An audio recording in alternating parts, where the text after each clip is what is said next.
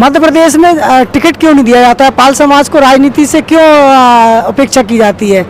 आप पूरे देश का भ्रमण करते हैं, पूरे देश में आप हवाई यात्राएं करते हैं, समाज के बीच में जाते हैं। भारतीय जनता पार्टी के नेताओं द्वारा आपको कोई बड़ी जिम्मेदारी अब तक नहीं दी जा रही है। पार्टी ने यदि आपको टिकट दिया, गरोठा विधानसभा से चुनाव लड़ेंगे आप? तो पार्टी का जो पार्टी तय करेगी वो गरोठा से लड़ाए, कालपी से लगाए, जहाँ से लड़ाएगी वो पार्टी का आदेश होगा। वो पार्टी का आप अहिल्या होलकर की सागर में मूर्ति लग रही, आपकी विधानसभा गरोठा विधानसभा, वहाँ मूर्ति लगेगी कि नहीं लगेगी? में एक नहीं बल्कि हमारी 2 तहसीलें हैं, वहाँ हम 2 तहसीलों में वहाँ मूर्ति लगवाएंगे। इस तरीके से आपने भारतीय जनता पार्टी के विधायक को समर्थन दिया था, आप पूरे लाव लश्कर के साथ, बड़ी तादाद के साथ भारतीय जनता पार्टी में शामिल हुए और जिन लोगों ने आप पर भरोसा किया, आज क्या उन लोगों के काम भारतीय जनता पार्टी में आपके विधायक जी कर पा रहे हैं?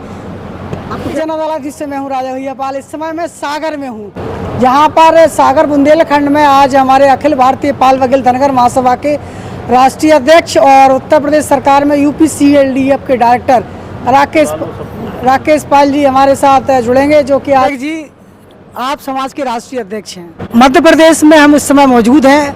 मध्य प्रदेश में टिकट क्यों नहीं दिया जाता है? पाल समाज को राजनीति से क्यों अपेक्षा की जाती है? ना कांग्रेस टिकट दे रही है, ना आपकी पार्टी टिकट दे रही है। अभी मैं समझता हूँ कि ये पाल समाज अपनी संख्या बल दिखाने में पीछे है। ये मैंने अपने भाषण में भी कहा था लोगों से कि अगर आप जिस संख्या में जो दिखाते हो कि हम 10,000 हैं, 15,000 हैं, 20,000 हैं विधानसभा में, और मैंने तो ये कहा कि तुम 5,000 हो। भाई 8 विधानसभाएं आपकी, कभी 40,000 होते हो, 40,000 के आधे इकट्ठे करा के बता दो, उस दिन से भागीदारी शुरू हो जाएगी। आप करते कुछ हो नहीं, आपको चाहते हैं कि कोई गिफ्ट देने चला है कि टिकट ले लो साहब हमारा। अब ये भारतीय जनता पार्टी देश की नहीं, विश्व की सबसे बड़ी पार्टी है। तो यहाँ बहुत लोगों की लाइन लगी। आपको बेहतर साबित करके दिखाना होगा। आप बेहतर साबित करके दिखाओ कि हम साहब जिसको आप टिकट दे रहे हैं उससे बेहतर हम हैं। अब ये आप घर में बैठे हो और आप कहेंगे हमें टिकट दे दो साहब, तो ये बात अब चलने वाली नहीं है। अब तो आप तो समझ रहे हो, अब तो सोशल मीडिया का जमाना है। जो दिखेगा वो बिकेगा, जो दिखेगा वही तो बिकेगा, और जो दिखेगा ही नहीं।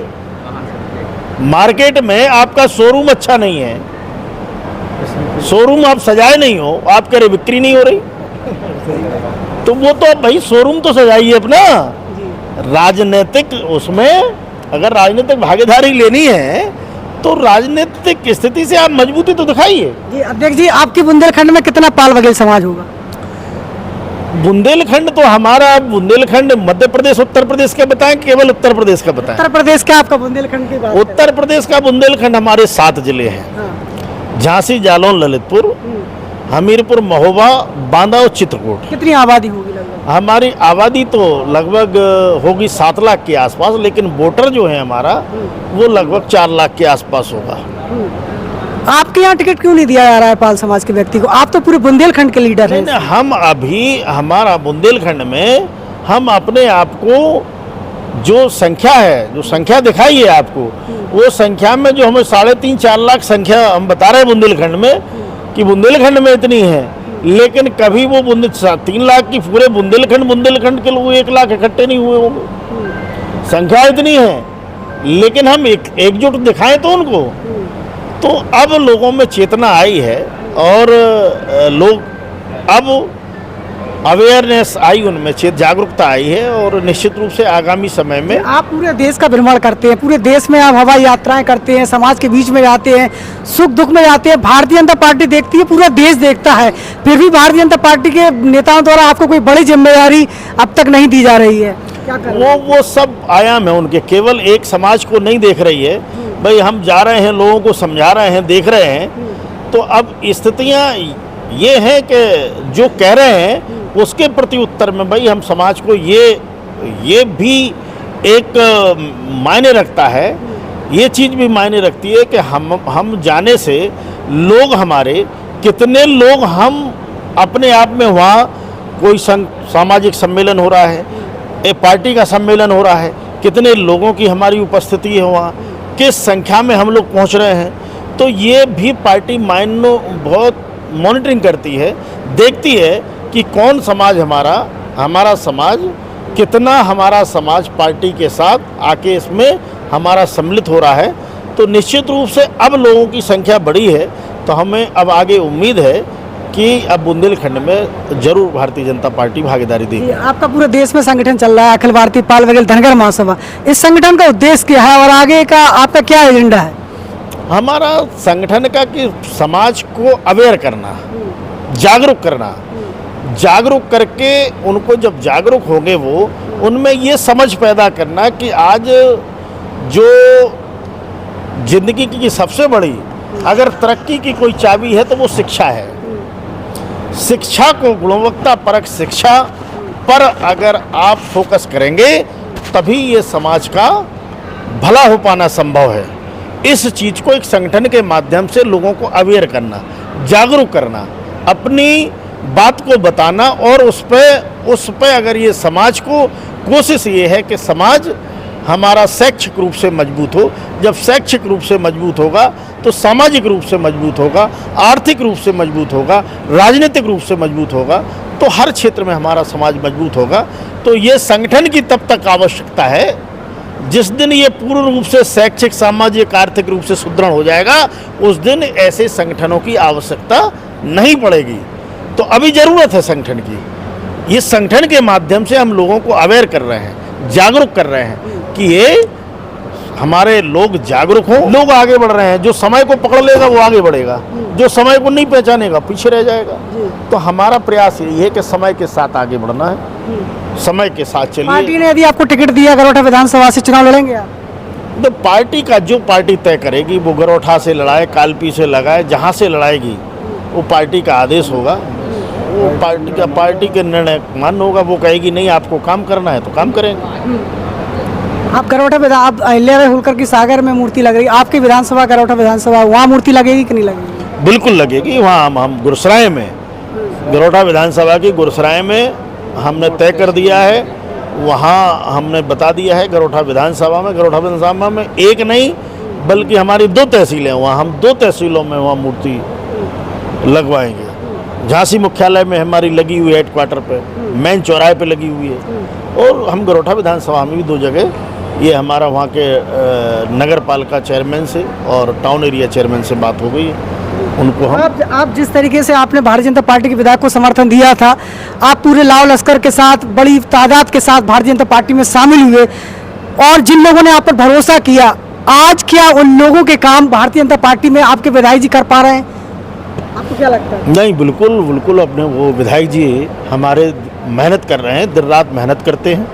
और लोगों को देखिए, लोगों की अपेक्षाएं अनंत होती हैं, अपेक्षाएं कभी कोई पूरी नहीं कर पाया लोगों की, लेकिन हाँ यथासंभव जो जितनी मेहनत होती लोगों का भला करने का, दिन रात मेहनत कर रहे हैं। अब हमें तो लोगों की स्थितियाँ ये है, उनके लोगों का नेचर तो ये है कि अगर उनके 99 काम हो गए और एक नहीं हुआ तो मुंह बना लेते हैं।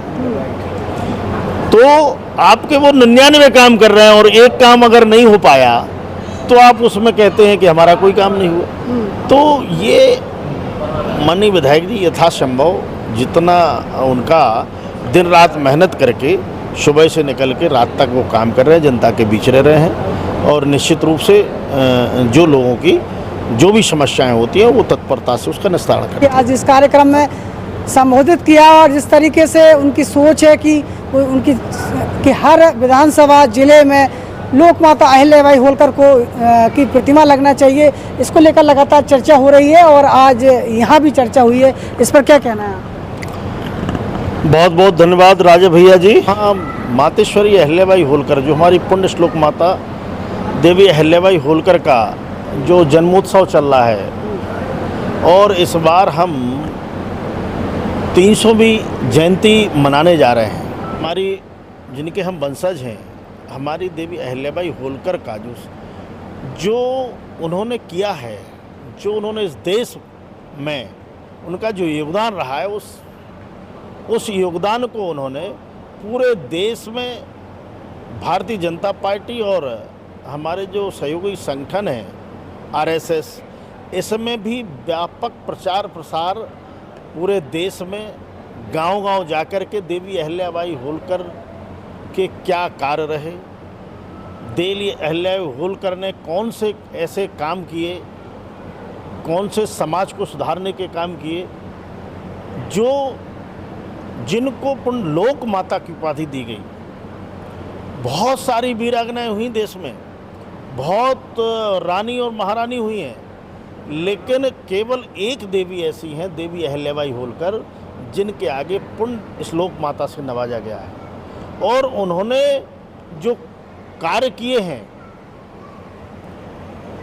12,743 कार्यों को उन्होंने कुएं, बावड़ी, धर्मशालाएँ, 12 ज्योतिर्लिंग, तमाम धार्मिक कार्यों को उन्होंने, जो मुग़ल शासकों ने, चाहे वो हमारा काशी विश्वनाथ जी का मंदिर हो, चाहे सोमनाथ जी का मंदिर हो, चाहे वो हमारा तमिलनाडु में जो 12 हमारे रामेश्वरम हो, तमाम जो 12 ज्योतिर्लिंग हैं उनको तोड़ दिया था, बड़े बड़े मंदिर तोड़ दिए थे।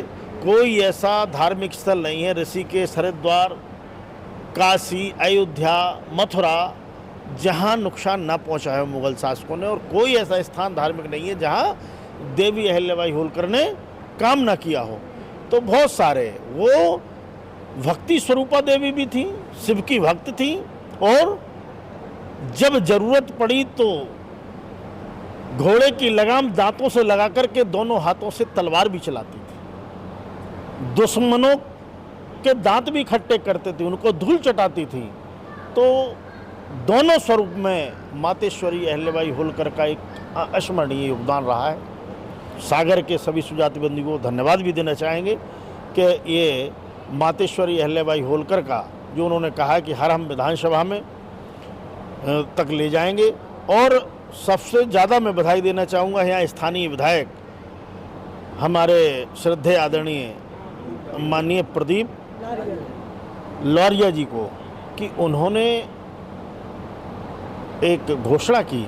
उन्होंने कहा कि हम अपनी विधानसभा में जो भी खर्चा आएगा वो हम अपनी निधि से उसको व्यय करेंगे और देवी अहिल्याबाई होलकर की मूर्ति का, मैं समझता हूँ अगर माननीय विधायक जी जैसे और अन्य विधायक भी ये संकल्प ले लें, और मैं समझता हूँ ये समूचे वर्ग के लिए मातेश्वरी ने काम किया है, कोई एक समाज, पाल बघेल धनगर समाज के लिए नहीं।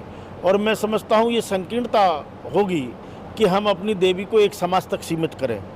ये बहुआयामी उनकी सोच थी और उन्होंने सभी वर्गों के लिए काम किया। ये मंदिर जो थे वो किसी एक समाज के नहीं थे, उनमें सभी की आस्था थी, सभी सनातन धर्मियों की आस्था थी, सभी हिंदू धर्म की आस्था थी, और समूचे हिंदू धर्म के लोगों की आस्था का वो प्रतीक हैं। तो मैं समझता हूँ कि आज उनके उसके लिए समूचे वर्ग उनके उस मूर्ति के, उनके जहाँ जहाँ लगे सारे लोग जिनकी आस्था है वो सब सहमत हैं। और हम समझते हैं कि इससे आगे आने वाली पीढ़ी को उनके इतिहास के बारे में पता चलेगा, इतिहास का पता चलेगा कि इन्होंने देवी अहिल्याबाई होलकर के क्या क्या काम रहे और इन्होंने जो समाज के हित में काम किए हैं वो हमारी भावी पीढ़ी को पता चले। के प्रायोजक थे विरासत ए विराज होटल एंड रेस्टोरेंट। मौट क्षेत्र के कानपुर हाईवे पर शुद्ध शाकाहारी भोजन में मिलता है बुंदेलखंड का शाही तड़का। सर इंडियन दे रहे हैं, चाइनीज दे रहे हैं, काउंटी दे रहे हैं, साउथ इंडियन देंगे। इंडियन फूड हमारा बहुत अच्छा है, कुछ कारीगर हमारे पंजाब के भी आए हुए हैं तो पंजाबी टच भी देंगे। राष्ट्रविराज में आपका स्वागत है। इंगेजमेंट के लिए सुविधा है, बर्थडे पार्टी के लिए सुविधा है, और रूम है ठहरने के लिए, नॉन एसी और एसी दोनों चीज़ें हैं अपने पास।